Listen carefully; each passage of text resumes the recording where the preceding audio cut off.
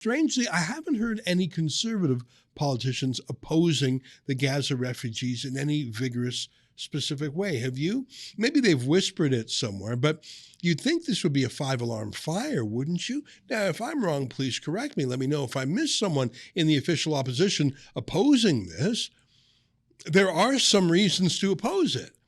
They're a danger to us. They won't fit into our Canadian society, and they might fit in too well with the Hamas hate marches every week in Canada. We have too many migrants already in Canada. Housing is expensive. Wages are driven down.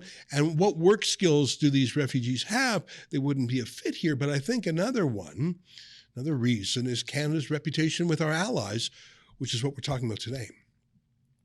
Here's what U.S. Senator Marco Rubio, who happens to be the ranking member of the U.S. Senate Intelligence Committee, here's what he has to say. He tweeted about this. Canada allowing Gazan refugees with potential terrorist ties into their country poses a national security threat to the U.S. northern border.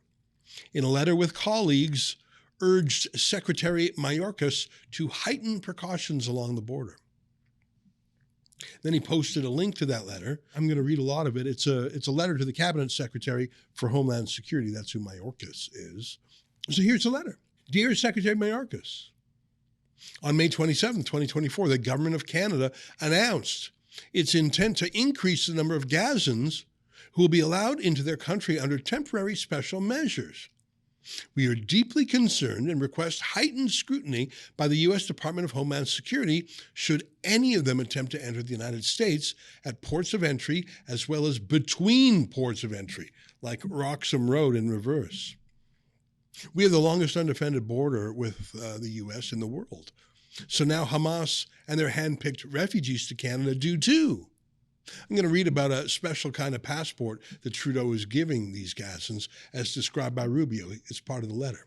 Canada's measures to apply for a temporary resident visa, TRV, will reportedly be offered to Palestinians living in the Palestinian territories. Currently, once the foreign national is granted entry by Canada via a TRV, they are given a refugee travel document, which replaces their original country passport while they apply for Canadian citizenship and wait to receive a Canadian passport. I didn't know we were welcoming these Gazans on a permanent basis, did you? After arriving in Canada and being issued this travel document, Palestinians can then travel outside Canada since the refugee travel document becomes a valid form of identification, which is recognized in 146 countries for the purposes of filling out paperwork and applying for visas.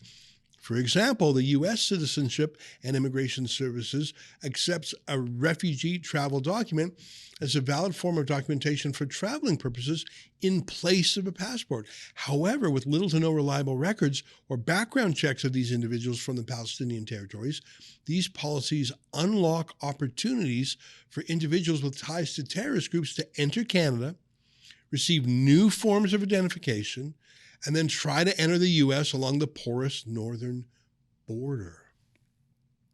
And that's the thing, isn't it? We love America, and America loves us, so we really have easy travel across the border. We've had it for generations. 9/11 tightened things up a bit. You need a passport typically to cross the border now, but we don't need a special visa. And of course, Trudeau is giving a form of a passport to people from Gaza, replacing their old passport. Will the U.S. continue to allow this to happen, allow free and easy travel, if Trudeau opens the northern door to risks? I'll keep reading the letter. Irrespective of Canada's immigration policies, the U.S. should not waive common sense terrorist screening and vetting for any individual entering the U.S. through other countries.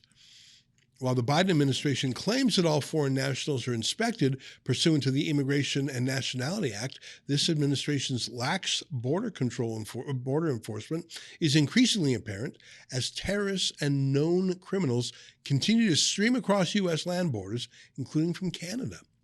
Unfortunately, so far in fiscal year 24, get this, U.S. Customs and Border Protection's Office of Field Operations has encountered more than 233 suspected terrorists at our northern border, with many more likely going undetected.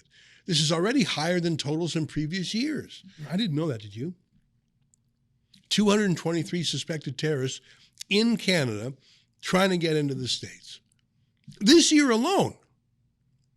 Now, that's terrifying to me because that means there are 233 terrorist suspects in Canada just who were going to the U.S.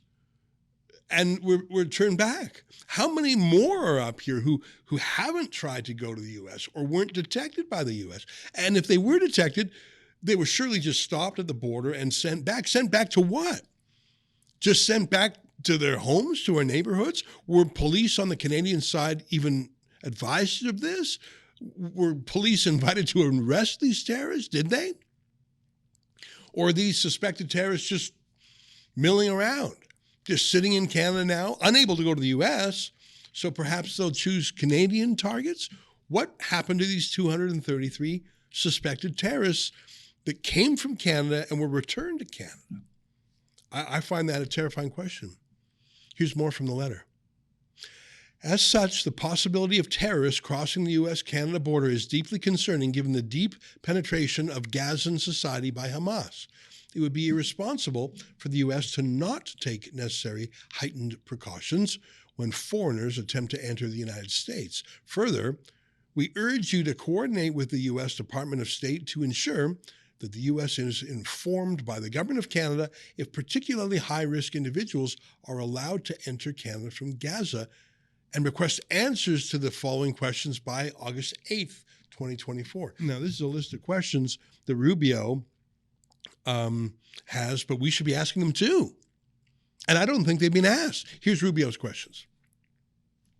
When a Palestinian national or Canadian TRV holder, that's a temporary sort of form of a passport, attempts to enter and or claim asylum at a U.S. port of entry, what is the U.S. Department of Homeland Security's protocol to either permit or deny their entry? So what happens if they come to Canada and then try and claim asylum in the States?